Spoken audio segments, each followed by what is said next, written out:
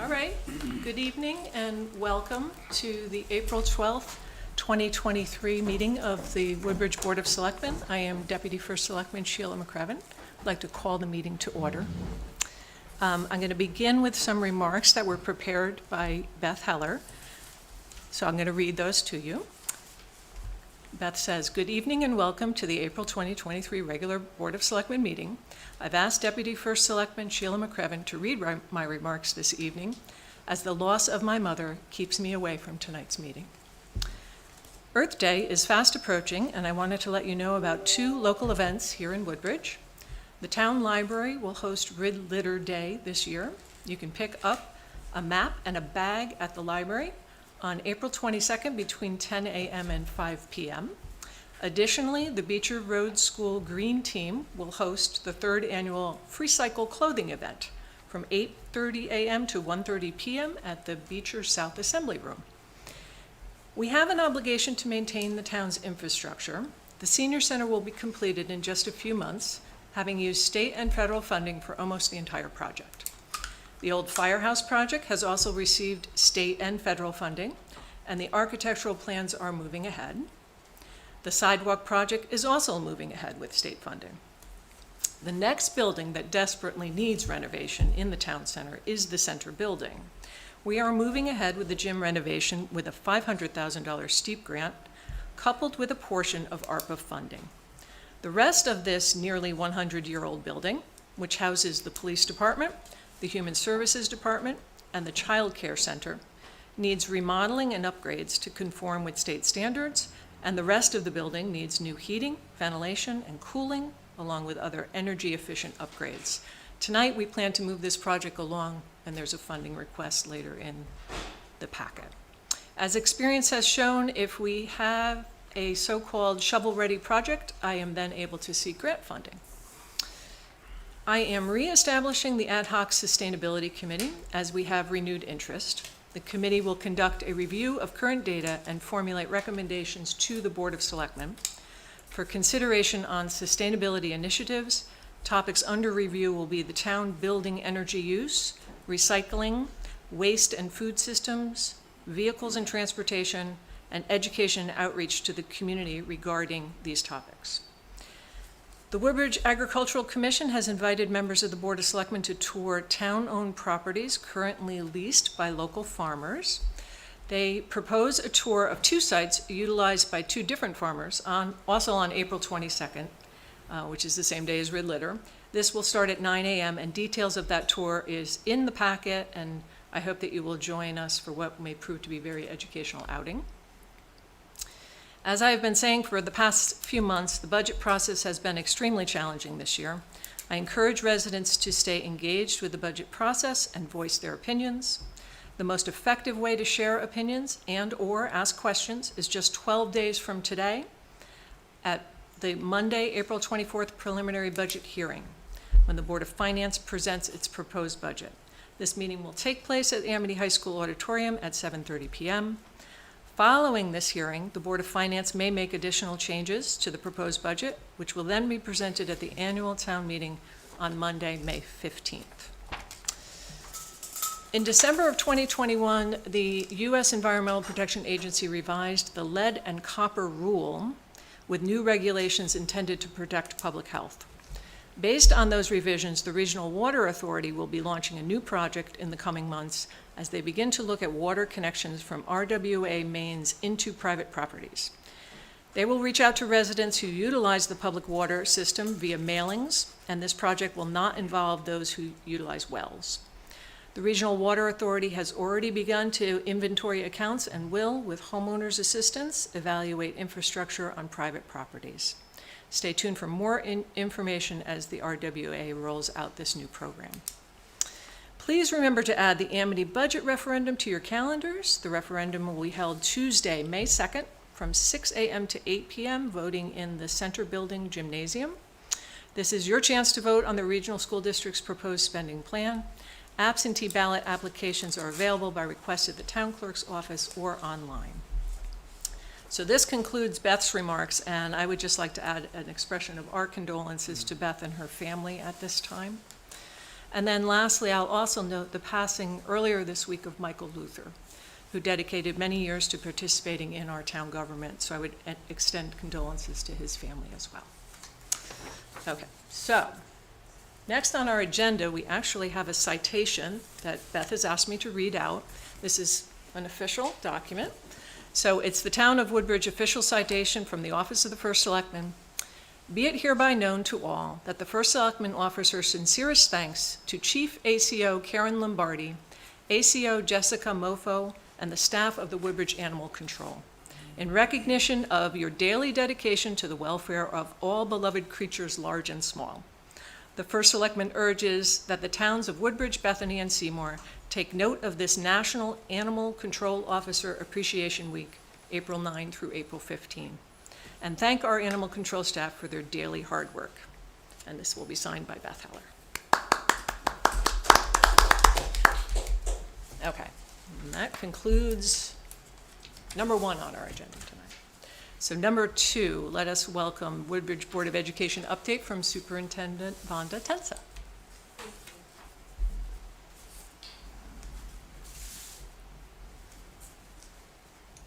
Thank you, as always, for the opportunity to address you all. I also would like to begin my remarks by expressing our condolences on behalf of Beecher Road School and the Board of Education members to First Selectwoman Beth Heller on the loss of her mother. We are hopeful that the many years of memories, laughter, and family traditions will offer them a measure of comfort in the days to come. It's a hard thing. The enrollment for the month for Beecher Road School, we now have a total of 867 students. We keep finding them. So we found 2 more from March. So we added 1 student to pre-K and 1 student to grade 1. Whenever our enrollment increases, it does so in sporadic grade levels, never in one pocket. Our October 1st, 2022 enrollment benchmark, which is the benchmark that the state of Connecticut uses for all districts, was, just for your reference, 845 students. So the ins and the outs have occurred since October 1st, 2022, but we have a net increase of 22 students since October 1st. It's a wonderful thing for the town. We're very proud.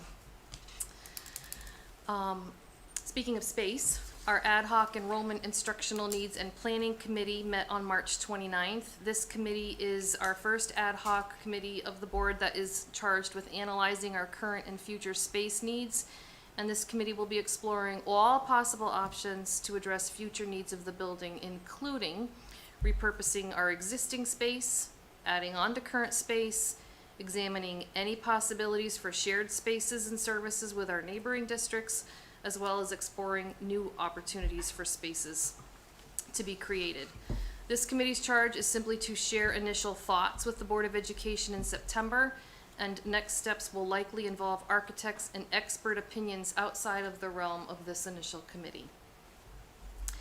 At this most recent meeting, Lisa Sherman, the Beecher Road School principal, provided a very informative visual overview of how space use has changed over the years in the building, and highlighted rooms that are shared spaces for multiple teachers, for teachers who are on a cart for instruction. And she also highlighted the lack of storage and the need for additional instructional and common spaces. The committee also heard from 2 Connecticut superintendents who have, in a variety of ways, addressed very similar to our issues.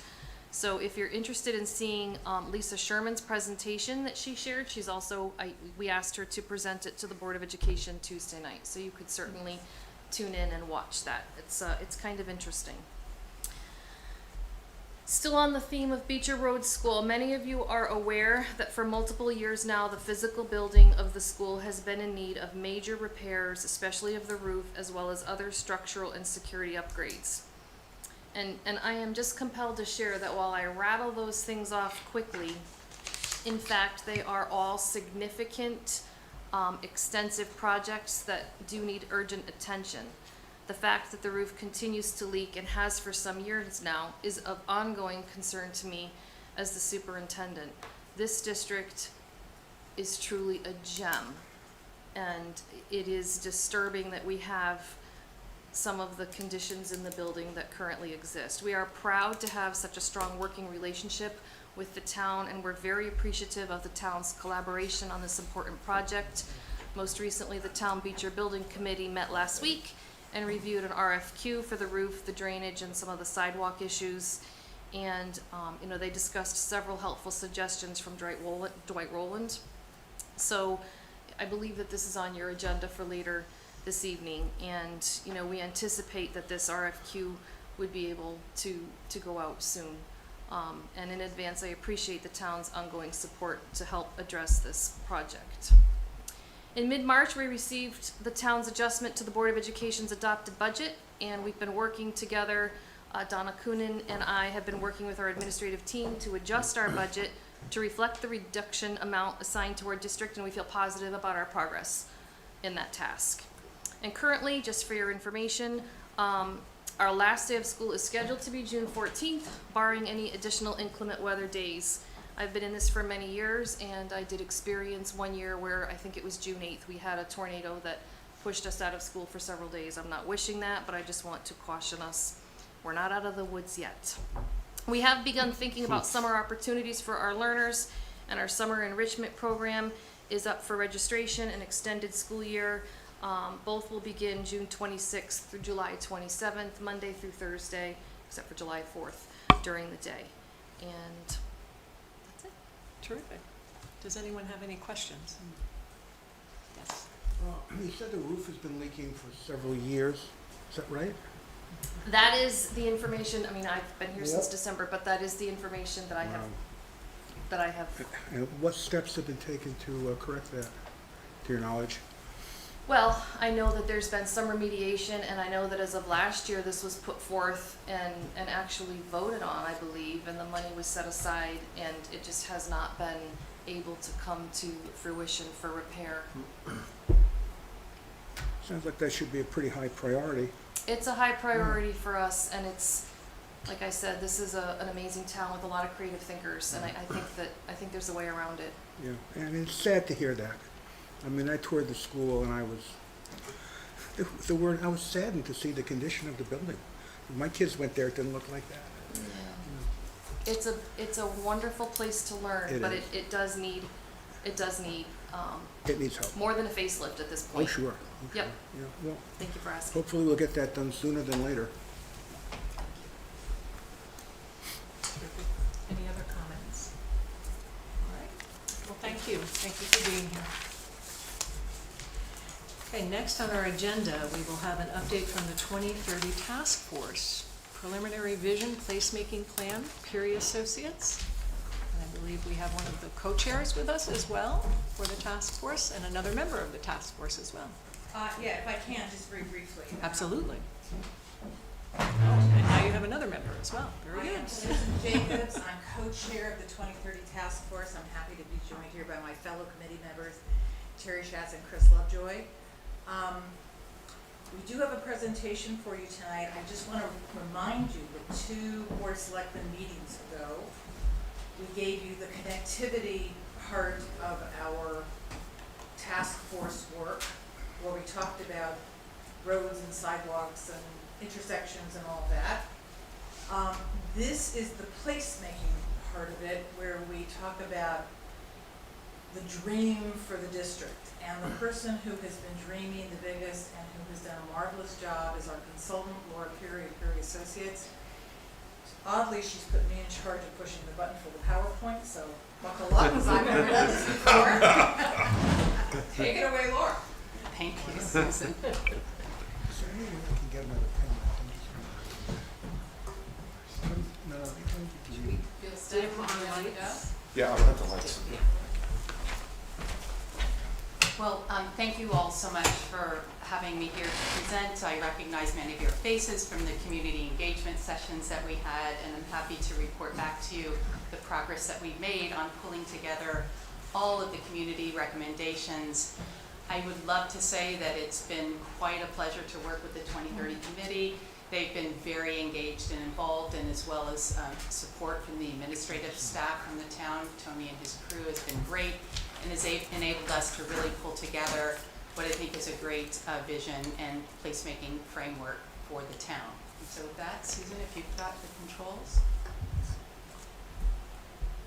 Great. Yep. You were wrong, Red? That's all right. You want me to go Back one one? slide. Really quickly, we're going to do a recap of a lot of the information that many of you might be familiar with, some of you may be very familiar with or not so familiar with, to get everyone on the same page tonight. So we'll do an overview of the study, we'll summarize our discovery work and goals, how did we come up with goals and where did they come from, a quick recap of the community engagement sessions, the vision framework, and that's the framework by which would guide decision-making about character and place. And then placemaking strategy. So the outcome of our work really has two sets of recommendations. One is the vision framework, which talks about the overall vision and character, and then placemaking strategies are much more tactical things that the board and the town may consider over the next several years to implement components of this plan or the entire plan. And then we have a summary of recommended next steps. So with that, I think it's good to talk about what this study is and what it is not, because it's hard to understand. Those of us who work in planning and architecture have lots of words that we understand the meaning of, but they're not always clear to everyone else. So the vision is for a unique sense of place. The strategy here is incremental and ground up, meaning small incremental steps that feel at the right pace for the town and for the landowners and for the residents, leading to a unified later. So although we're talking about a vision, the vision is something that we see being implemented incrementally. If you'd like to go faster, that's great too, but sometimes incremental is better. This is not, therefore, a master plan. Many deliverables that one might be receiving at this point would be a master plan, which would be very specific directions. Do this, do this, do this, require developers to do that. We see this as a very different approach and set of recommendations. So we're not recommending tearing down anything, starting from scratch, accumulating parcels, none of that. This is really framed around an incremental approach where current property owners or others who are interested could sort of make this change over time within these guidelines, okay? Just to recap, we started this last May, almost a year ago, with some discovery, what we call discovery. The 2030 committee and some administrative staff went on a field trip to various towns, we'll talk about that, to build a common frame of reference so we could see what we imagined an ideal Woodbridge business district might feel like and look like. We then worked through 3 community meetings along with SLR. We shared those meetings. As Susan mentioned, there is a great synchronicity in the timing of these 2 contracts. So our vision work was able to inform the work of SLR, which you saw in a previous meeting. And then now we're at the point where we're making our final recommendations for your input on the vision and the placemaking framework. So our look at the business district really just started with the historic, cultural, and geographical characteristics of the flats. And one thing that resonated very much with us, or the business district area, I should say, which some call the flats, was it was very definitely rooted in its agricultural past, and that's something that the town is very proud of. And so bringing forward this imagery of orchards and sort of agrarian-based landscape is something that we kept in the back of our mind and resonated with town residents and surveys. Because of this, there's also a history of manufacturing and industry along the West River. So we looked to the town seal, and there we saw exactly that both and approach. This is both about the cultural, rural, agrarian history and industry, because we all know we need industry, even contemporary industry, to balance out our revenue sources, be more healthy cyclically, and everything else. So everything that you'll see today is based on the research and the decision with the committee to be a both and solution. So I mentioned we went on a day of field trips. We went to Westville, only because it's very close by and it has a very strong sense of character.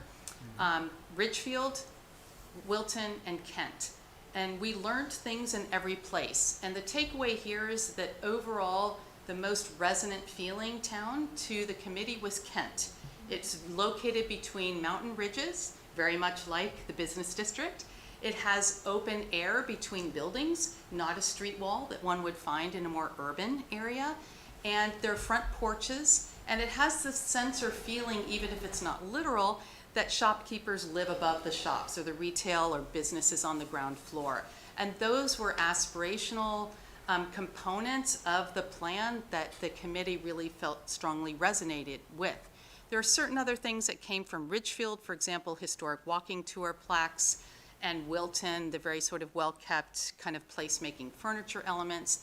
And then Westville, the very clearly branded theme of arts as a location, not that that's the theme for Woodbridge, but it was very clear and resonant in that regard. And those were the main takeaways. So we took, you can go to the next slide, Susan. We took these takeaways from the field trip.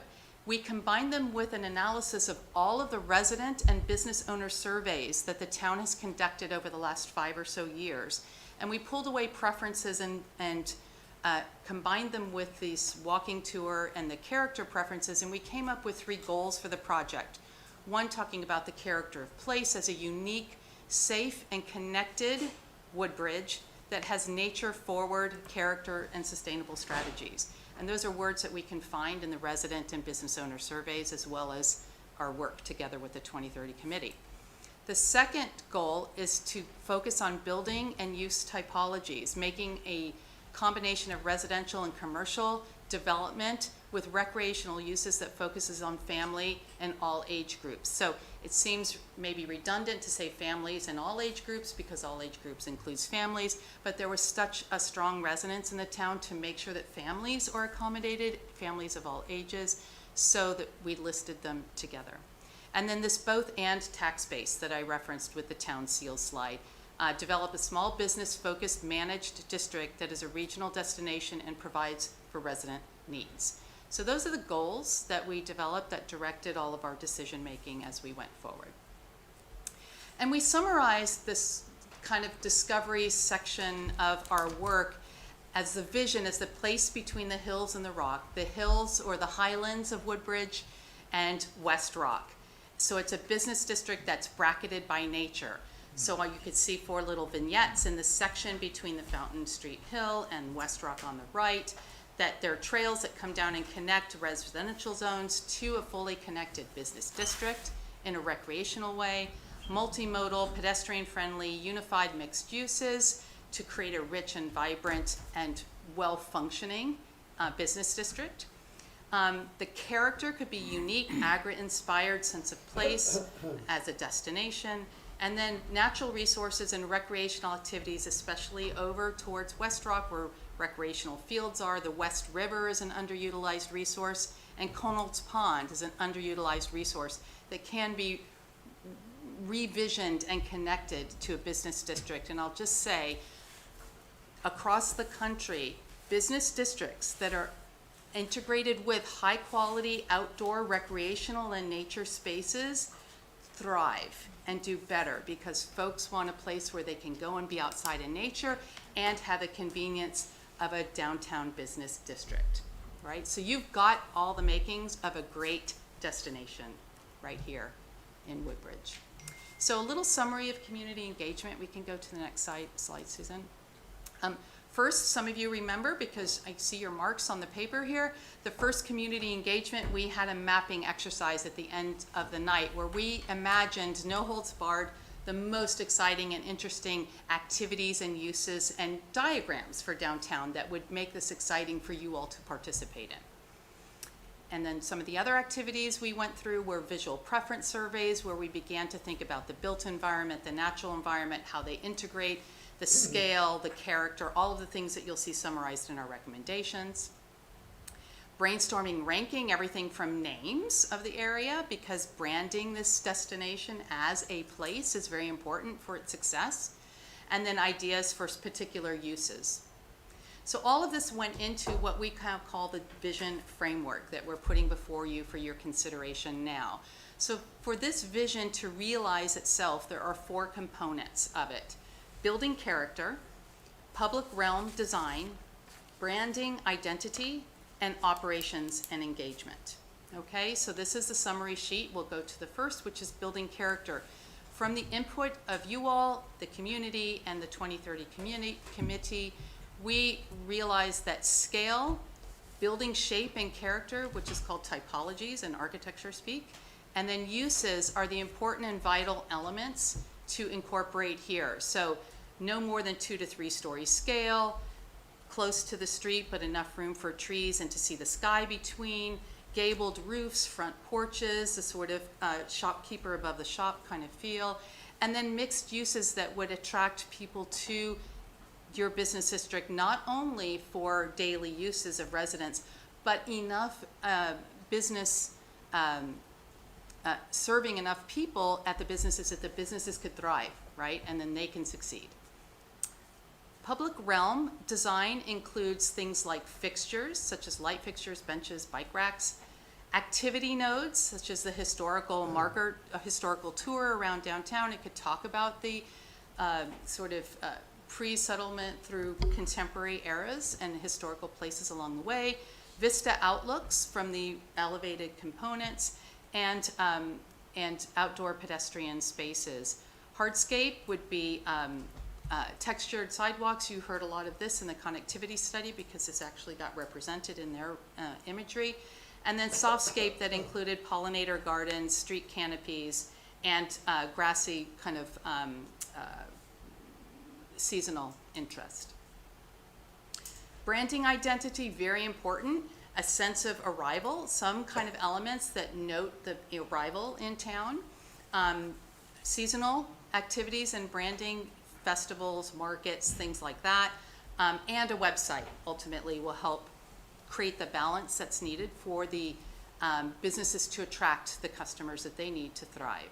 And then within the district itself, wayfinding, signage, maps of activities and destinations, and then the logo represented within the district itself. Operations and engagement are very, very important because someone has to organize these activities and advertise them so people come and so the businesses can thrive. So a managed organization, you can see that at the top and at the bottom, that promotes and provides activities to draw folks to the business district as a destination. Maintenance is very important to keep it looking fresh and bright. And then, of course, safety, and this came up in the last meeting. How do we ensure that this is a safe area that wants to be walkable and enjoyed by all?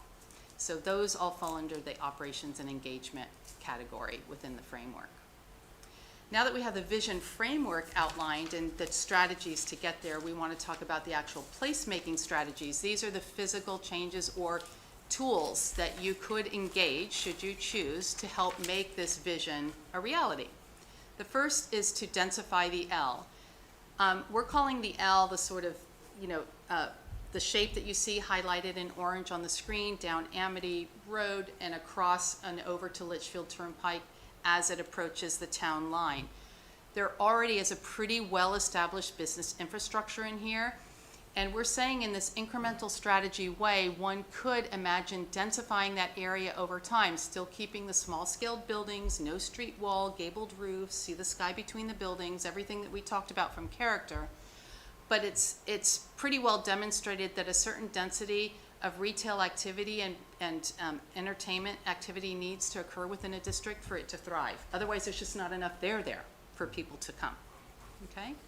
So what is this densify the L strategy in an incremental way? If you could imagine on the left, existing one-story retail buildings could be renovated or redeveloped by their current owners or future owners to build up to add mixed use above, either office or retail. What this might look like, if we go to the next slide, Susan, on Amity, is you can see an existing elevation of Amity Road at the top, and what Amity might look like within these placemaking or vision parameters that I've already laid out, to increase density, keep the space in the sky between, keep the scale similar to mom and pop shops of the character of the images that you see below. So this is an incremental approach. You're not tearing down everything unless the building owner chooses to do this, but there's a very incremental way in which this could happen rather organically over time. Also, as part of Densify the L, there was quite a bit of enthusiasm in our first community meeting for figuring out a way to connect Litchfield Turnpike to Amity Road in a way that would offer more street frontage to more destination businesses, restaurants, for additional retail. This is a speculative proposal. It's an idea. It would require some changes. So this is, again, in the idea of this being a long-range plan, this is something, if it were to gain interest and attraction, that could be planned for in the long term. Nobody's suggesting anything about this immediately. This is a longer-term place. In the third community meeting, we went back and asked the participants to actually define the character of this new connector street, this potential connector throughway. And there was pretty unanimous support for an auto road with a pedestrian design, so that could be a chicaned road that slowed traffic. But many retailers, just so we know, prefer automobile traffic because people want to know that they can get close to their retail or restaurant destination. So it's a balancing act. There was almost equal support for a pedestrian-only street that still has access down the center for emergency vehicles and other things, but without car traffic. To be determined, but the big takeaway here is there was quite a bit of support for these two characters that you see for this connector. The next strategy is to develop a nature-forward network. And what do we mean by that? In the first community meeting, we did a visual preference and use preference survey and came up with very strong preferences for river walk, ball fields, outdoor activities like bocce and pickleball courts and disc golf, as well as farmers market and outdoor performance spaces. So we came up with, in the next slide, a map of places within the business district that would be well served by some of these activity nodes. You can see the green star with the green shape with the star in the middle are public realm pedestrian amenities that address multimodal connections, bike paths, walking paths. That could be shading devices, it could be water fill bottles, it could be phone chargers, it could be historical markers telling the story of a place, something that engages one on a path. We're We're suggesting in the with the green, the blue dotted paths to connect existing trails. We know there need to be stairs in certain locations, and we'd have to actually find out the actual locations of these. But the really well-used trails that exist in the hills and in the uplands of Woodbridge to the business district. So not only could people come in their cars or their bikes, but they could walk or hike there as well. And then you can see in the numbered destinations 1 through 6, we took the survey information of people's preferred activities and located them according to spots on this plan to complete a network. Okay. The next placemaking strategy was to consider mixed-use development. The mixed-use development is the darker purple area. The lighter purple area is already robust housing. We're showing the Toll Brothers housing development in the light purple area along Bradley Road, but there's an opportunity along the darker purple area to include housing in that mixed-use commercial district.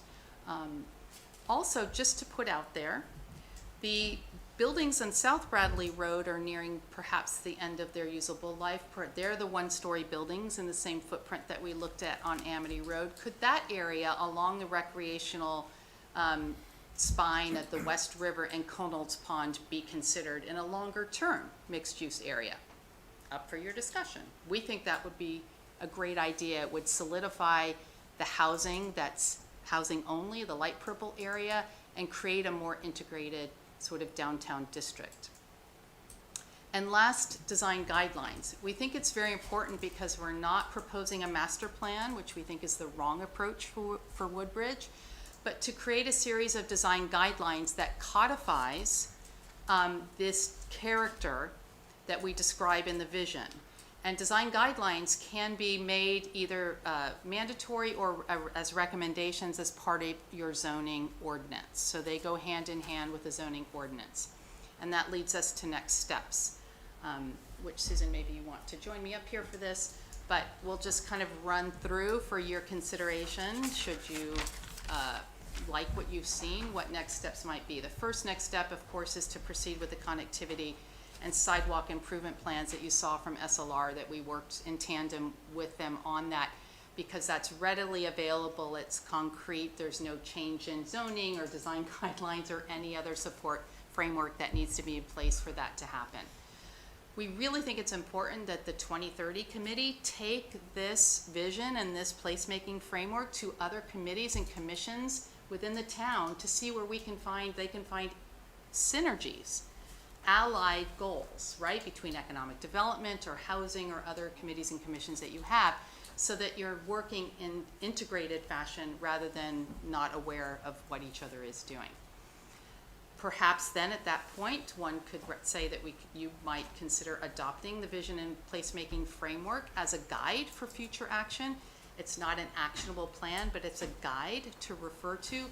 Many folks, when they come into, developers or small independent developers, when they come into a town, they want to say, what would you like to see in your town? So having something that gives them an idea of what to aim for makes you a more attractive destination for that kind of investment. Revise and or create zoning regulations for the district to include the design guidelines that I mentioned and accompany those with design guidelines. And then establish a strategy for district management, as I mentioned, like Main Street Center, the National Main Street 4 Points mode, addresses management, organization, implementation, everything that one needs to make a vibrant business district succeed. And with that, Susan, I don't know if you want to add anything? Well, I hope there are questions. Well, I'd like to kick off by saying this is very exciting, and I especially want to thank the members of the committee and your consultant for the way you've gathered up the community input. I think this is really crucial to have received, and we can see it here in your presentation. So, very exciting. I'm sure we all have some questions, and especially with regard to next steps. So I'll open the floor for that. Who's going to dive in? I can start you off with one. Sure. So we're talking a little bit about things that fall into the category of TPZ's zoning regulations. We're also coming up to the 10-year plan of conservation and development process. What would be your recommendation? Is that something that could happen in tandem?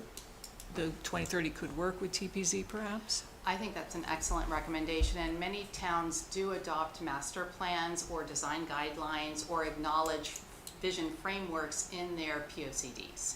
So if that were a method to sort of acknowledge the idea of this, and then as you got to more refined tools for implementation, such as updating zoning regulations and creating design guidelines, that would be a natural outcome from a POCD update. Right, so eventually they need to be in both places, right? In order to have zoning changes, we also need them in the POCD. And then if they're in your POCD, then you're, One available process. for funding from federal sources and other places to help you implement some of these things, right? That's a good point as well. I think to that point, just to add to that, while the work may be incremental, the thinking is not incremental. It has to go from A to Z, almost from the beginning. Because if you don't loop in the big thinking, you're just tinkering. Or as I like to say, you're tinkering versus thinkering. So it's really important that TPZ, that conservation, that EDC, that all of these stakeholder boards and commissions have buy-in into this, which is why we want to create a roadshow. Off we go. And because they're the ones who are going to implement and design and do all of this. The other thing that I want to stress, I can't tell you how struck I was by number 6 on the list, because nothing happens without management. The Westville Arts District is what it is because it has ongoing full-time management. Even a little town like Woodbridge is going to need something like that going forward. So, those two sort of big thinking and implementation pieces of this, I think, are absolutely critical. Great. I'm not familiar with what they're doing in Westville, but is that a city government function, or is that a private businesses pay into it? It's a private nonprofit organization. It actually is funded by the state. Oh. It's a nationally recognized Main Street organization, and it's supported by Connecticut Main Street Center as well. But they're one nonprofit organization that actually have a state line item appropriation. And so that's great. It gives them a lot of ability to function in that way. But there are many, many other organizations from Simsbury, for example, that completely operate with, an incremental tax in the business district. Well, nobody wants to go talk to the business owners about a tax until business is more robust. So it's a little bit of going back and forth. Once businesses are robust and thriving, then an incremental change, that's one way to go about it. We're currently working with the City of New Haven to come up with business improvement district plans that don't involve incremental tax increases. So I can get back to you in about 18 months from now and tell you what we came up with there. That's an option I mean, too. the impression I have is there's a lot of There are a lot different of ways tools. to make that happen. Yeah. Both from the financial part of it as well as from the management part of it. There's no one way to implement it, but it's an important component. Yeah, definitely. Other questions, yeah? So what was your takeaway, from the acceptance, enthusiasm, or lack thereof, from the people who engaged in your workshops, or whatever you appropriately call them? I think I mentioned to some of you that our first workshop was probably the highest energy, most enthusiastic workshop that we've ever experienced in our joint history of my firm. People felt, I think, encouraged to state their point of view, even if it were a contrary point of view, and felt heard and accepted. And then by the end of the night, everyone was so excited, the markers were out, the pencils were out, ideas were flying left and right. And I think that's a representation for the enthusiasm of what could be. And I think our second and third meetings were still extremely well attended. I'd say we're about 40 to 50 each. Yeah, every bit of that, and a combination of both business owners, business property owners, and residential property owners. So you had a nice combo of that. Yeah. I would say there was some skepticism about the details of how this gets implemented, like what does this mean for me? What does this mean for my business? Those are all normal things, and those are in the details that are yet to be worked out. But to Susan's point, we have to have a vision of what we're moving forward to, and then begin to work on the next level of details. But I would say, given the municipalities that we've worked in that are similar to Woodbridge, this was a very well received and very engaging and enjoyable, in fact, set of community sessions. Thank you. We have I have another question for you regarding the crossroad. Is that something that, so we know that we have in our federal funding, the ARPA money that's coming in, we want to allocate some kind of expenditures down there. What is your sense of I know we had an interconnectivity presentation as well. Is that something that absolutely has to happen for this plan to really come together, or? I don't think it has to happen for it to come together, but I think another cross street that could densify the business district, not in the street wall architecture character sense, but create more street front for more businesses to engage in the public realm, would just amplify the success of this. This business district has thousands, if not 100,000 car trips past it every day. And it's a destination that your residents can use too, without going to Orange or Hamden, where they might conduct their shopping now, right? So it's kind of a natural to not have to work so hard and imagine that something that's very character specific, that feels like the heart of Woodbridge is alive. It doesn't feel like every Taco Bell plaza, no offense to Taco Bell, but every strip plaza everywhere USA. It's very carefully imagined and created that feels like the heart of Woodbridge could actually do very well. There are many districts like this that are hidden from major thoroughfares and, can't be seen from places and things. And so so can it succeed without it? I think so. Would it be better with it? Probably, but that's a longer road, no pun intended, Can I add to that?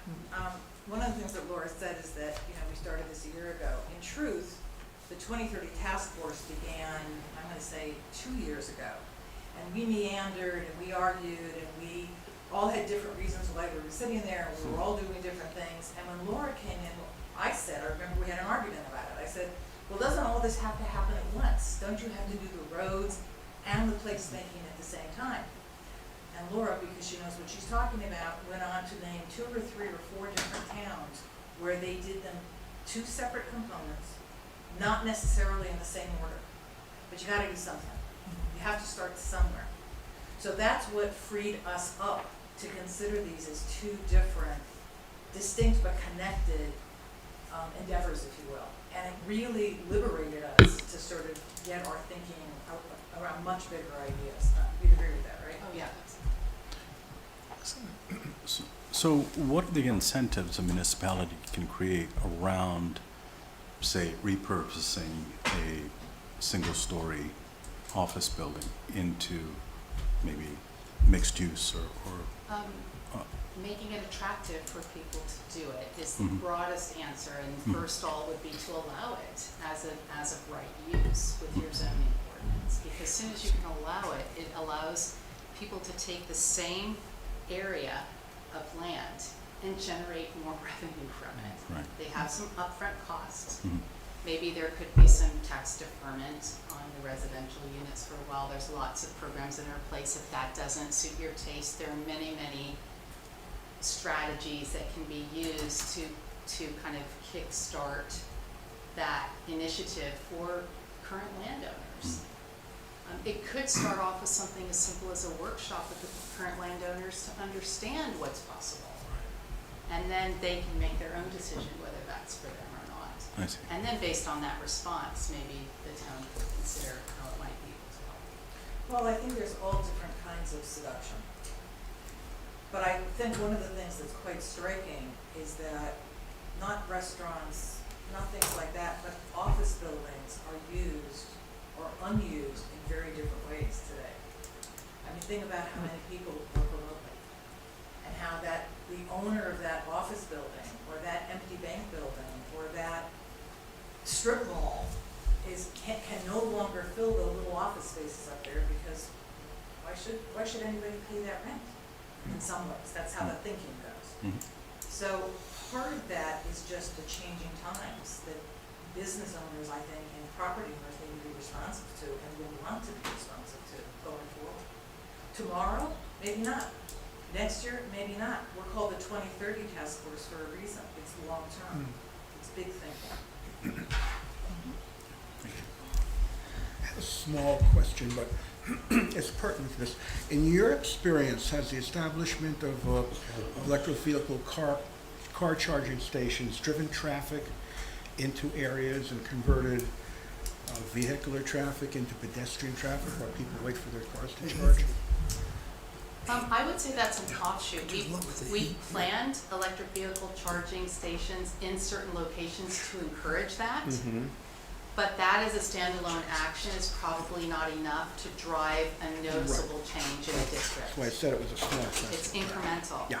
I think the biggest thing that will drive traffic to the area is integrating housing. I know there's a common fear that housing is going to bring more automobile traffic, but in fact, if housing is close enough to destinations, people will walk to the destinations and reduce actual automobile traffic. And that's part of the theory. Part of the theory of the cross connector as well, some first reactions were, oh, that's another curb cut where there's tons of traffic and backup and accidents, and as you saw in SLR's presentation last week, that's the highest accident area. Well, part of the strategy of creating that cross connector is for access management, which means reducing the number of curb cuts on Litchfield Turnpike and putting them on the cross connector instead, so that those parcels like Katz's and Starbucks can be accessed not from Litchfield Turnpike, but from a cross connector. That will free up traffic flow on the through traffic, because the reality is we're not going to change the through traffic on Litchfield or on Amity, but we can do things to offset what slows it down or creates accident potential, and that's people stepping on their brakes because someone's turning into a driveway. So you mentioned next steps, including going to different boards and commissions, and then I assume things like the Department of Transportation. When you talk about streets, you got to traffic studies. We've got the state roads there. We've got the ramps, the on and off ramp to the interchange as well. So is that part of your next steps that you envision?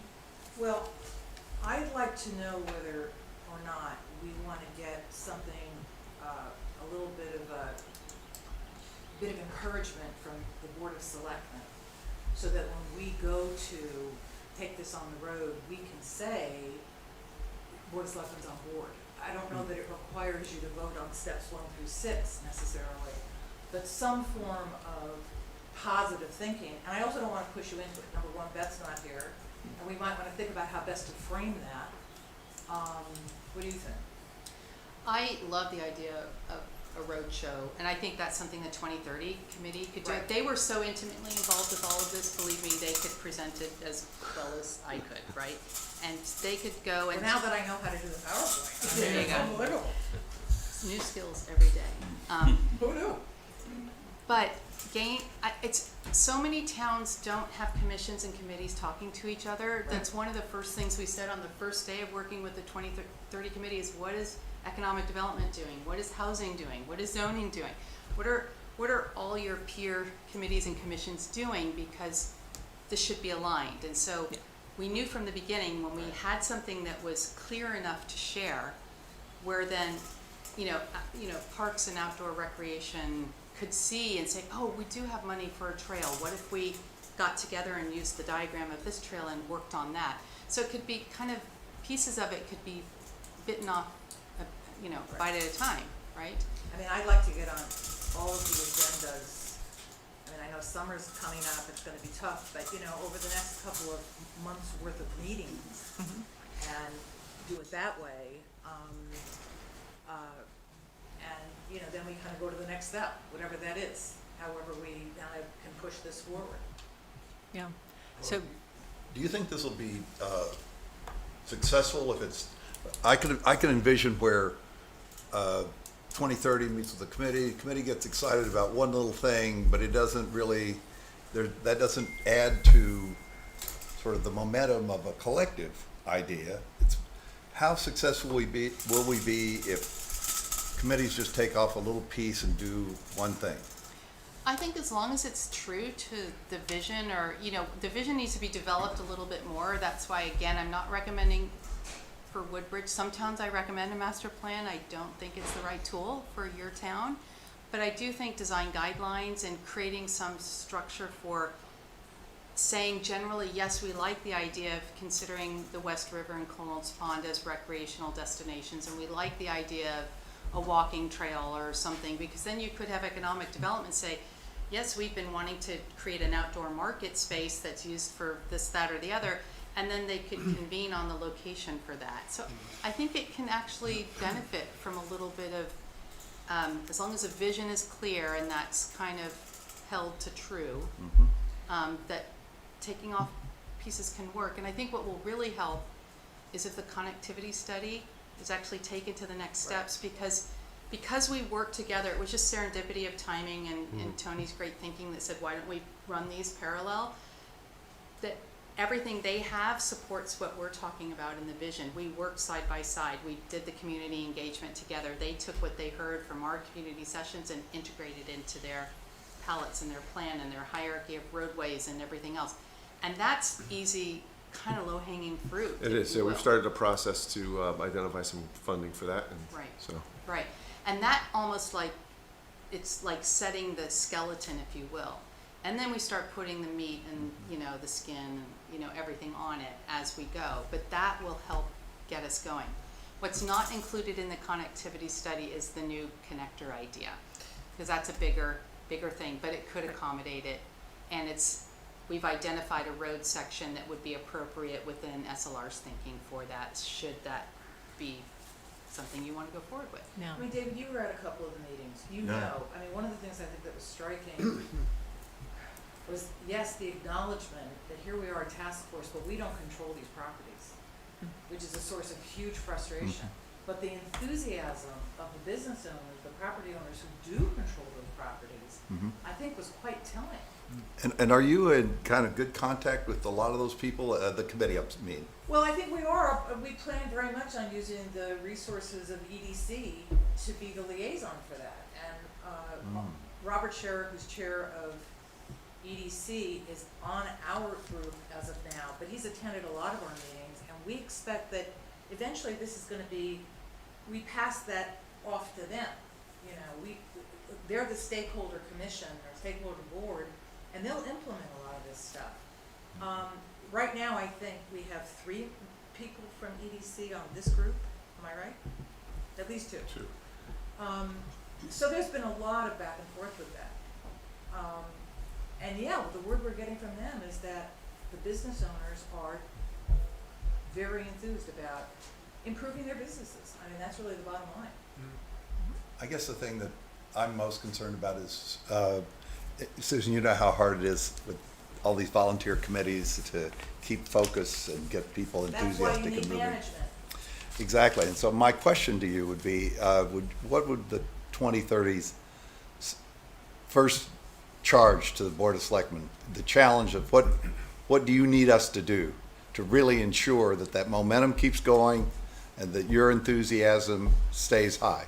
Well, I think the roadshow, if you will endorse us going out and talking this up, would make a huge difference, so that we can say the Board of Selectmen wants us to be sharing this with you. Yeah. That gets us a lot of chatter in town. It's a lot of people, a lot of boards, a lot of stakeholders. Tony, would you agree with that? Absolutely, Is there yes. another next step that?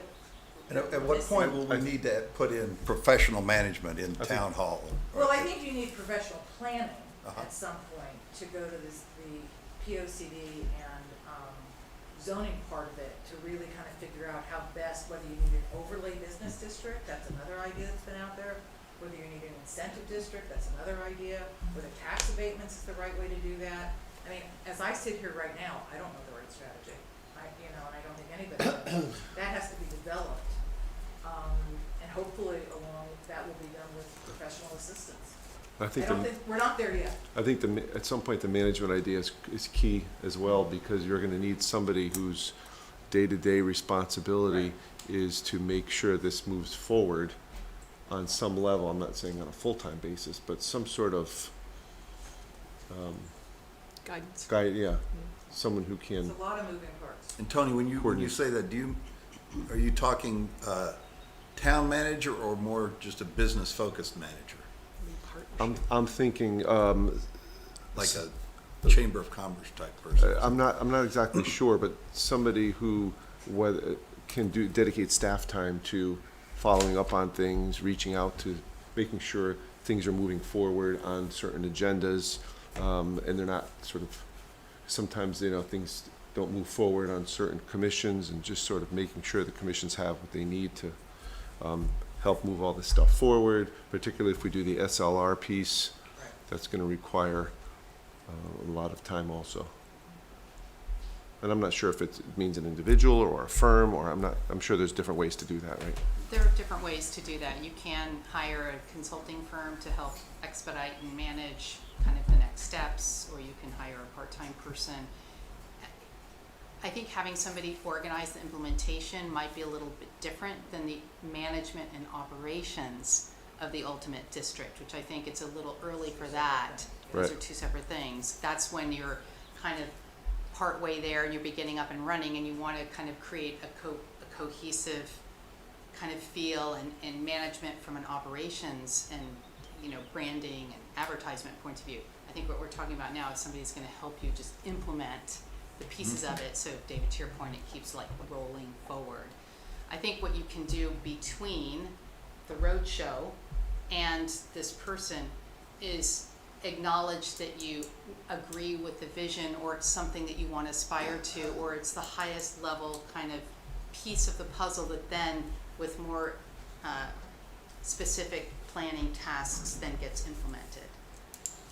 The zoning and the design guidelines, for example, or something that would come from it. But I don't know if you need to act on that to then build the other pieces afterwards, if you like the vision. And I think the roadshow needs to happen first to build consensus, and maybe there's a few little tweaks that are made to the vision as accordingly. And then, As you get input. Yeah. Because you get input, Yep. exactly. But you can also see why the time to go on the road is now, not a year ago. Yeah. started it. And I would say you've kicked it off tonight. You've done a presentation, it's been recorded, it'll be on YouTube, we can link to it from the town website, we can send people to see the presentation so that then they can attend the various boards and commission meetings to talk further. So it sounds like we have consensus that we would like to endorse this and move it forward to make presentations, start this roadshow. And then we'll hear back from you when additional steps are necessary, you'll come back to the Board of Selectmen. Is that right? That sounds right to me. I'd like to move we endorse the concept of the roadshow for the 2030 committee to get things moving forward. I'm going to get an understudy for the PowerPoint. Backup technique. All right, so we have a motion, we have a second, okay? Any further discussion? All those in favor? Aye. Thank you. That That's is what we wanted all the unanimous. way Thank around. you. Thank you very much. Thank you. Thank you all. Wonderful. It's been a pleasure. Turn it down as low as it went. Yeah, it's effectively off. 'Cause Yeah, it's warm. It's very warm. Yeah, maybe, David, can I get you to lift that blind so we get a little more air in here? I know it was blowing. may get blown away, but yeah. Well, that would be nice and refreshing to get blown away. Get a little more air. All right, so next on our agenda, item number 4, is Town Building Committee for the Beecher Capital Projects.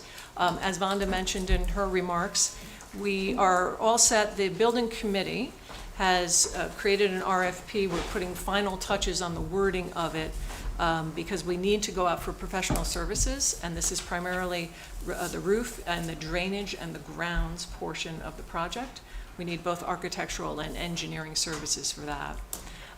Very importantly, our committee heard from Dwight Rowland, who came and sat with us, the building committee, to suggest we need a phase where once we've hired this professional, we develop some costs for the various options, especially for the groundkeeping. I think it's very clear that the roof is a dire need and it needs to, move forward, and I think we have our arms around what that scale and scope of the project is going to be. But the groundskeeping, which will also help with water incursion, we need to sort of sort through those options. So that is now part of the phases that we're going to go out to bid to make sure that the professional services understand they're coming back.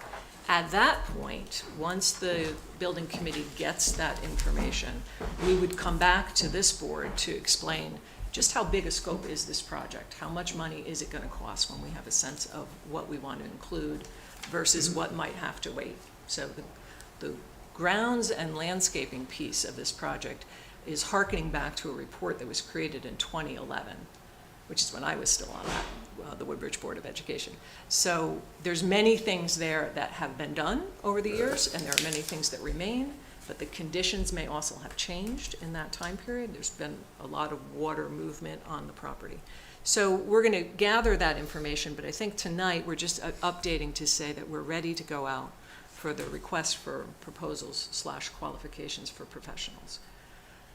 That's pretty much where we're at with this. We're going to send it out to RFP, RFQ, and then the building committee will make a selection, come back with a recommendation to the Board of Selectmen to hire. Got it? That's correct. And this is for both architectural and civil engineering? Is that the? Yes. That's correct, yeah. Yes. Okay, those two things? Yeah. Okay. Yeah.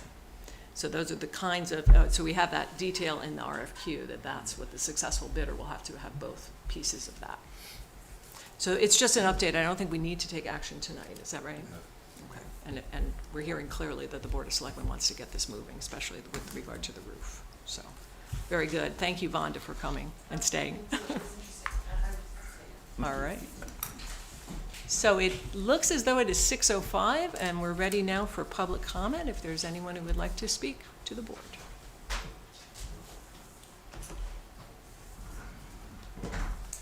Good evening. Amy Morella, 184 Rimmon Road. I'm here to speak about the reconstituted Housing Committee. To cut to the chase, I believe it was created improperly. It is a committee which was recommended to be permanent. It's a committee which Sheila, you in passing the housing plan noted, as is in the approved minutes, that a permanent committee will be appointed. And as a permanent committee with no dead end date, which it doesn't have in its establishment, it should have been created by ordinance. That is something that has been done in the past by this town. CUPOP, which is an advisory committee like this one, is created by ordinance, and Conservation Commission, advisory, a host of other committees which are advisory in nature are created by ordinance. So I think you need to fix that error and create it by ordinance. Have it have specific number of members, specific terms of office, have it have staggered membership, which is what all the other commissions have.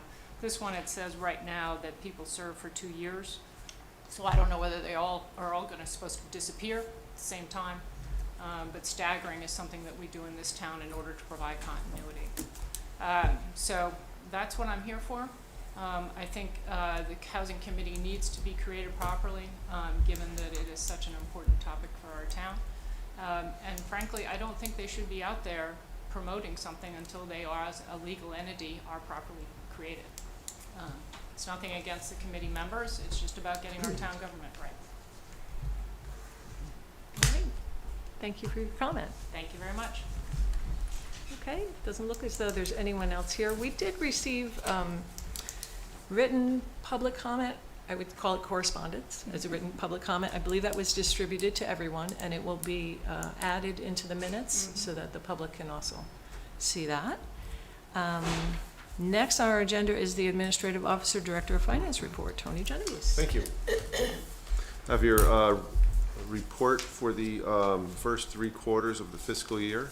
That leaves us with a surplus of slightly over $800,000 for the end of the year, which includes an allocation of fund balance of $400,000, which would therefore increase our fund balance at the end of the year by a little over $400,000 to a little under 15% of our annual expenses.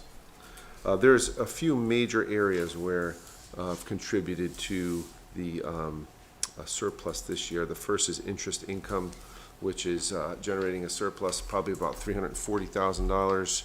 At the time we adopted the budget, no one could predict, at least I don't think you can predict, that our earnings rate would be at close to 5%.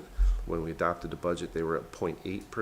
So that's a significant increase in such a short period of time, particularly short-term rates, which is what a lot of our investments are. So that's where a good portion of the surplus comes from. Our intergovernmental revenue is basically on budget. There's an increase in the municipal revenue sharing account for our that we receive from the state, but that is also a corresponding reduction in our special education excess cost funds to sort of cancel each other out. So we're pretty close to budget there. In expenses, due to staff reorganization, there's a surplus in finance of about $17,000. That's all the staff changing that took place after Betsy left. The building official is a surplus about $15,000. That's primarily due to savings in part-time wages comparable to budget. Our waste management is still projected to have a deficit this year of $40,000. I was gonna wait one more month on this to see where the tonnage winds up. It's basically due to our solid waste tonnage increases. We collect a fee for the portion that the haulers bring in. So we recoup some of that in our revenues, which I'm hoping to use to fund this. And our recycling costs have remained high, and so those are the 2 items that are causing the deficit. Human Services is a slight surplus of $10,000 savings in wages compared to budget. A lot of that is with the part-time drivers and other part-time personnel in the department. And then another major area of surplus is the Amity Regional School District, which we've discussed in the past. The first is the town budget has a surplus of $135,000 because of the failed referendum that took place in this last spring. So we essentially approved our contribution higher than what was ultimately approved, therefore giving us an automatic surplus of $135,000 in that line. Added to that, the school district changed the way they return surplus funds. Instead of giving us a check, which we then use in the budget process the following year, they reduced a payment that we make, the March payment actually, by an additional $229,000, which is our portion of the surplus. So that's how you combine those two items together, and you have a surplus of $363,000 in the Amity budget line. Tony, is that payment or that credit to our It's essentially March credit, right? Right. Yeah. Was that credit, did that come out to be a wash? Or is that, are we, if we'd been under the old system where they were writing a check, would they have been writing a larger check? No, they would have normally? given us a check for $229,000. I would have taken the Yeah. check, put it in the budget Yeah. for the following Right, year as a right. revenue, and then we would have recognized it in the following year's budget. So the way that they are handling the surplus that they are generating Mm-hmm. with their budgets is essentially a wash to the way they did it in the past? Correct. Okay. Yes, that's Exactly. correct. It's just a timing issue. Yeah. That's all. Okay. Yeah. We're getting the money sooner. So in the budget, instead of recognizing the surplus in the budget as a revenue, it comes this year, which adds to our fund balance. So therefore, I increased the fund balance appropriation next year. Got it. Got it, yeah, okay. And then finally, this was as of February, the Woodbridge Board of Education has a surplus of about $80,000. I'm not sure if that's changed since then, but I like to use the latest available that the Board of Ed has seen. So those are the highlights, Terrific. All right, so then we have some funding requests. right? All right, The first, so the one we discussed last meeting is no longer necessary, so that can be, take that one off, the one for the fire department. okay, so that's 2223-22. 2-2, right? Okay, so we're not doing that. That's out. Okay. Yeah.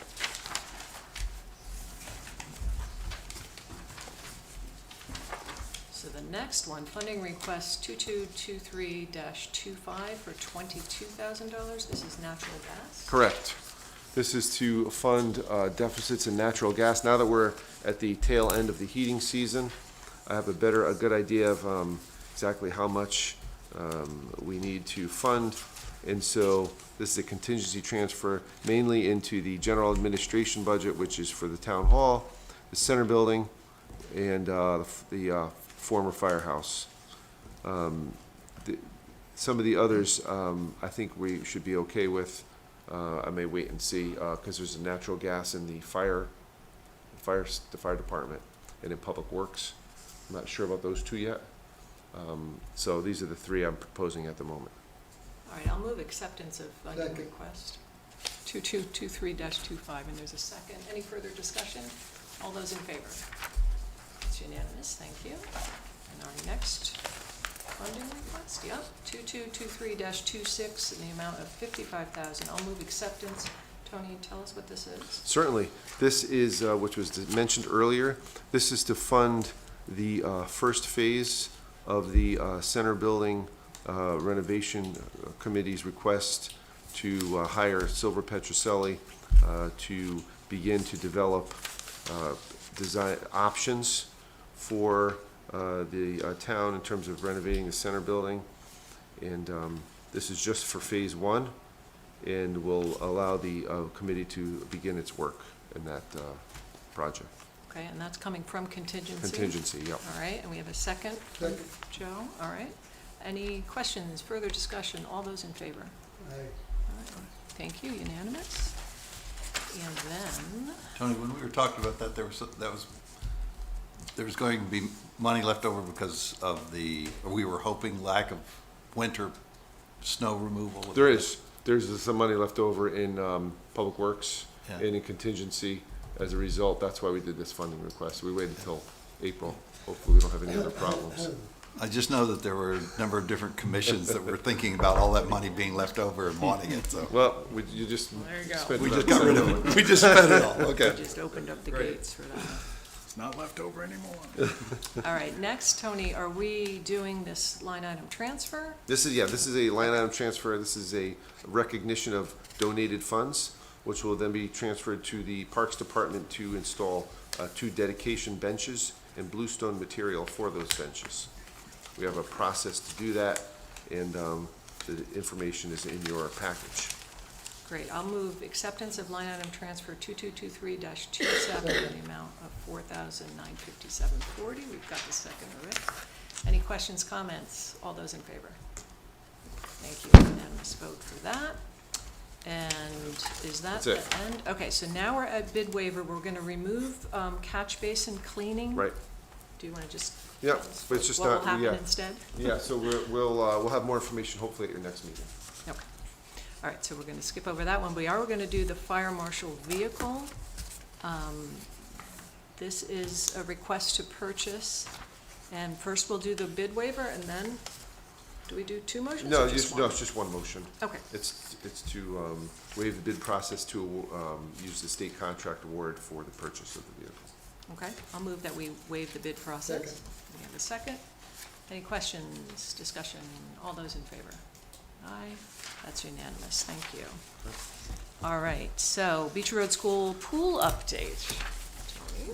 Okay, so we were starting the process of preparing the pool for the filters and doing some work at the pool.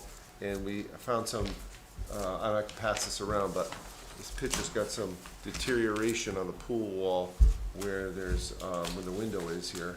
So, pass this We'll down. call this conditions. Conditions So were we're found. currently investigating this issue. As you can see, that's below the window, that's the exterior of the pool. In the basement. Yeah, in the basement, yeah. So before we fill it with water. Where is this window? There's a window in a pool that was designed originally so you can see, as people are swimming, sort of their technique and all. Kind of weird. Yeah. It was the 70s. I know Yale has one of those too, so I thought that was weird too, but. It's a neat thing to do, but now it's leaking. So you can see the deterioration there. We're not sure exactly what that means, how significant it is or is not. Looks pretty So- bad from over here. Well, Yeah, but let's pass it back around this way so you guys can see it as well. so have more information at a future meeting. It may involve probably will involve some funds to help with the problem, if you want to move forward. All right, so that's our update. That's the update, yeah. We'll hear more. Yeah. All In the right. meantime, the filters have been ordered and they are in process, and so, Moving along Moving on that along, one. yeah. All right, very good. Now, do you have an other for us? no, I do not. All right, then we're on to number 7, Assistant Administrative Officer's Report. Karen? Thank you, Sheila. Just to reiterate what Sheila reported in Beth's comments, that the Woodbridge Agricultural Commission has invited members of the Board of Selectmen to tour town-owned properties leased by farmers. That'll take place on April 22nd, starting at 9 o'clock.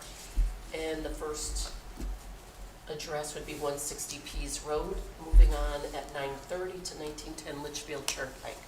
So if you're planning to attend, please RSVP to Jerry Shaw. And for my report, our copier RFP is due in next week on the 19th. Tony and I are currently working on the preliminary budget presentation for April 24th. Upcoming bids will be for water coolers and the delivered water for town departments, and as well as line painting for public works. And currently, town employees are taking cybersecurity training courses, which will be ongoing. Very good. Very important. Yes. Okay. That's it, Uh, thanks. Mrs. Shaw, I'd like to RSVP for the agricultural surety right now, so I don't forget. Looking forward to that.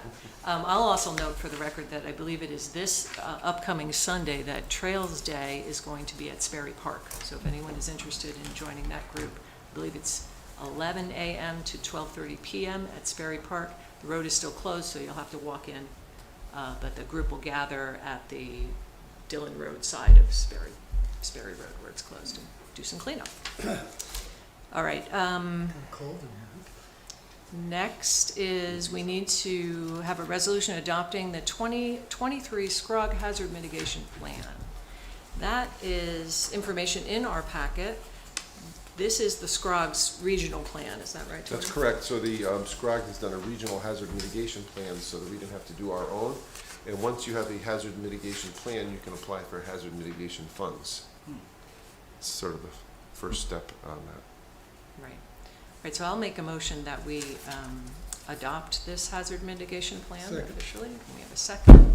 Any discussion, questions? All those in favor? That's unanimous, thank you. So now, authorize the first selectman to execute state DOT amendment extending the master municipal agreement for 1 year. This is also in our packet. I'll make a motion to authorize the first selectman to execute. Second. We have a second. Any questions about this? If not, all those in favor? Aye. That's unanimous, thank you. And a motion to call the annual town meeting. This is in our packet as well. Every year we do this. Do we have to read this, or? is it- Okay, so as in our packet, a resolution, motion to call the annual town meeting. And then Jerry Shaw, do we sign this today? Not this. Once we get all the figures from the Board of Finance that are going to be finally presented to the annual town meeting, I'll do the call. And then I'll call each of you and ask you to please stop in and sign it. I usually leave it in the town clerk's office. So Okay, so we'll all mark our calendars to do that when the time is appropriate. But for now, we have a motion. Do we have a second for this? and I will harass Second. you. We can count on that, right?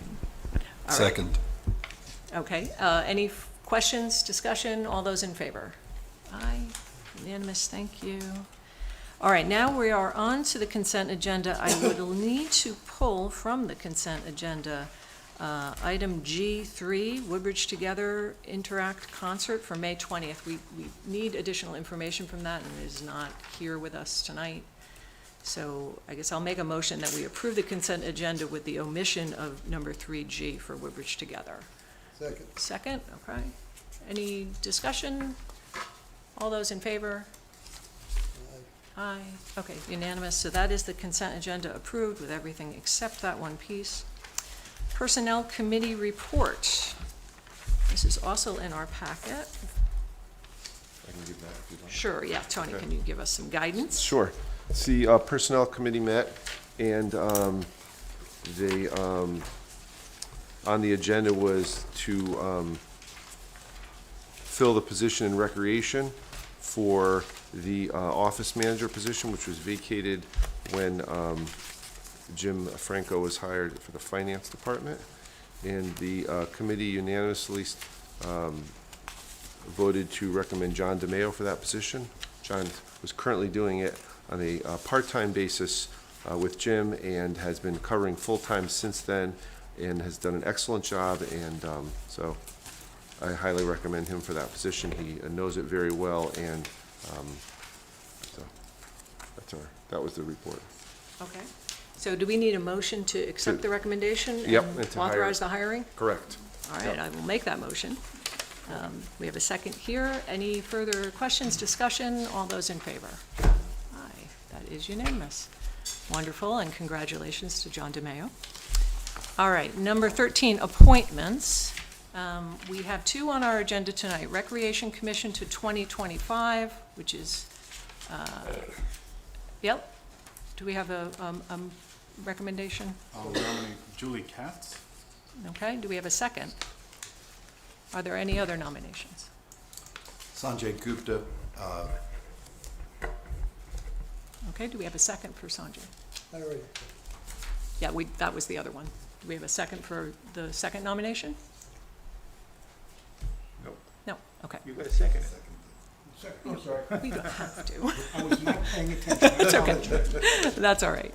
All right, so we have two nominations. The first is Julie Katz. I'll call that motion. All those in favor? Aye. Voting against? Abstaining. Voting against. Okay? 3-2 that Julie Katz is appointed. Next, we have Conservation Commission to 2023, and I'm assuming that is December 31st, 2023, because we've moved all of these terms later. Do we have a nomination? Joy Pruitt Coon. Okay, and that was the second, Joe? Sure. Got the second out before that nomination, very good. Do we have any other nominations? Yeah, I think you know my position on this extremely partisan way that we handle these commissions and boards. I would just like to say that I'm deeply disappointed in the promises that have been made during every term of Beth's time as first selectman, that she will reach across the aisle and that she actually believes that the town is best served by nonpartisan action. And I came onto the board foolishly believing that. But I give you an opportunity yet again to understand that our town is better served when we have differences of opinion on our commissions. We're talking about the minimum. The state requires that at least 1/3 of each board and commission not be of the majority party. And we've nominated a lot of good people. And I've noticed that there's been a tremendous turnover in these boards and commissions in the last couple of years, perhaps because we're not actually paying attention to the people's interest in the board or commission. We're paying more attention to whether or not they are suitable as far as the partisanship of this town goes. So I'd like to nominate Nick Zito again and give you a chance to do the right thing. Okay, do we have a second for that? You want to say? We have a second for that. All right, so let's take them in order. The first name was Joy Prudhomme. All those in favor of Joy Prudhomme for conservation? I will note that this is a Democrat who resigned from that position, so this is a, They all are. okay, so 3 in favor, voting against? Voting against, okay. So 3-2, that position is filled. Thank you. Only power we have is to vote against. Okay, so our next item on the agenda is the town council's report. Mr. So, Mayor. it should be pretty quick. I have a couple of things that you've already approved a while ago that now is coming to fruition, and I'd like to get a second approval. The first is the 60 Woodfield Road property. As you may recall, this is a piece of property that runs along the boundary line of the Woodbridge Country Club between the neighbor that is a single-family residence. At the time the country club purchased the town purchased the country club, there was an error either in a survey or in a description or in the deed, and our neighbor, the town's neighbor, actually purchased a strip of land that contained part of the cement concrete deck for the swimming pool. Also, there was a fence that the former country club put up years and years ago. So their argument was that was it. Our property was encroaching on his land. When we tried to explain, we did explain to him that we didn't do anything wrong. We didn't even own the property at the time it was erected, and he purchased the property as it was described in the deed, which contained this parcel of concrete cement. And we purchased our property, which didn't contain that concrete cement, but we were satisfied. You know, it should have, in all honesty, it probably, everybody intended that it be included in our parcel, so we'd have a complete swimming pool. But it wasn't. So the owner now of our neighbor, Mr. Annunziata, has been trying to sell the property. The title company raised this issue that there's this concrete slab that's on their property. We have finally resolved it. We have a contract for us to purchase the property at no consideration. It's a strip of land of about 8,000 square feet.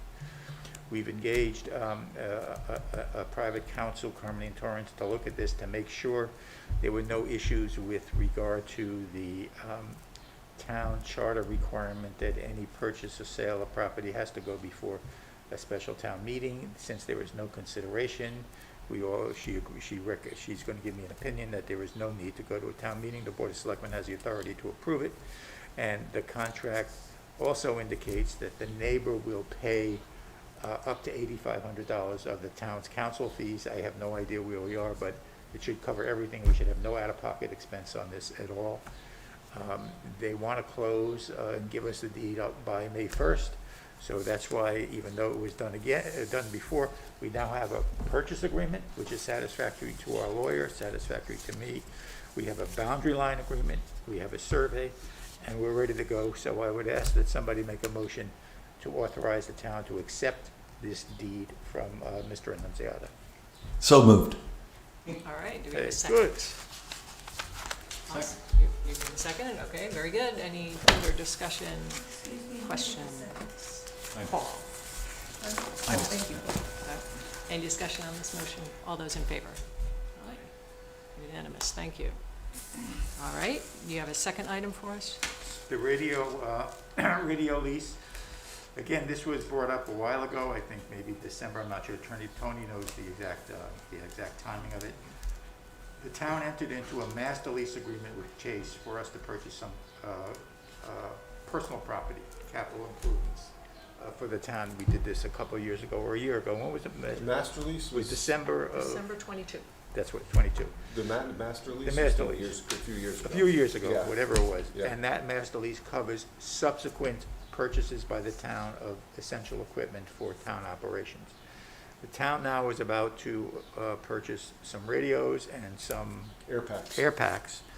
And Tony had a closing today, I think, right? Yep. The first payment on that equipment is not due, we don't have to make the payment until March of 2024. April of 2024. 2024. But the closing took place to get all the papers in order. We're going to receive the equipment before we actually pay for it. It is in, the amount of money for this equipment is actually in the capital budget to be presented to the town at the annual meeting on May 15th. Right, Tony? Correct. So with all that being done, we would ask once again for the Board of Selectmen to approve Beth entering into the lease agreement with Chase JP Morgan. And how is that different from other people who've come to us with wanting us to do something that we haven't yet okayed a budget on, that we haven't yet had a voted budget on? In this I think, the Historical Society came before us, we had a lot of questions about whether we could actually commit funds. Appropriations, right. It is very customary when towns enter into these kind of agreements, long-term financing agreements, to have a non-appropriations clause in the agreement, which our master lease does. Okay. If for some reason it is not approved at the annual meeting, we can get out of the deal and we don't have to go through with it. Now, we have to return the equipment. Return the I wanted to know equipment, why, how it's yeah. different, that's all. Yeah. Thank you, you explained it, thank So you thought you had us, huh? you.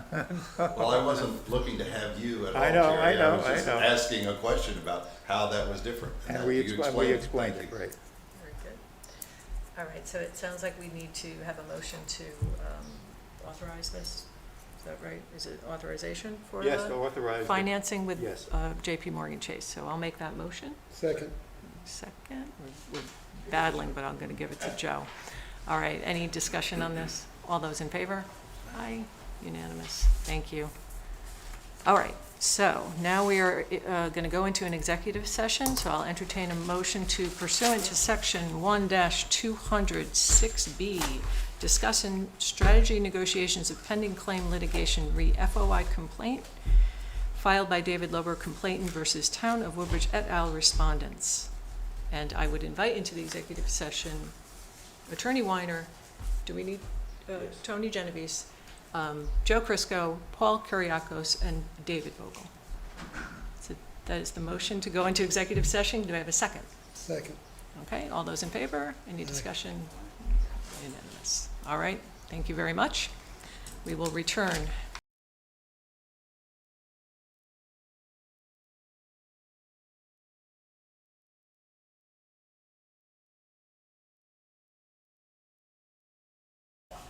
Okay, we have returned to open session.